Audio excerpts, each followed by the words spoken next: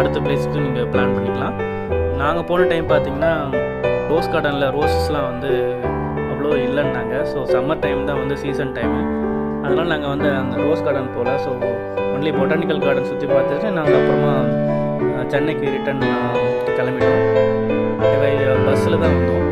நாங்கள் train ticket எங்களுக்கு கிடைக்கல, கன்ஃபார்ம் ஆகலை, கேன்சல் ஆகிடுச்சு. ஸோ அதனால் நாங்கள் வந்து ஊட்டியிலேருந்து கோயம்புத்தூருக்கு பஸ்ஸு, கோயம்புத்தூர்லேருந்து பார்த்திங்கன்னா எஸ்இடிசி பஸ்ஸஸ் இருந்தது.